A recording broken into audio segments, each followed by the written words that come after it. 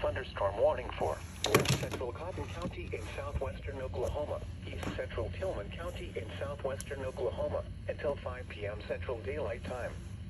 At 4:21 p.m. Central Daylight Time, a severe thunderstorm was located 6 miles northeast of Granfield and is nearly stationary. Expected hazards include 60 miles an hour wind gusts. This is a radar-indicated threat. The following impacts are expected. Expect damage to roofs, siding, and trees. This severe thunderstorm will remain over mainly rural areas of west central Cotton and east central Tillman counties. For your protection, move to an interior room on the lowest floor of a building.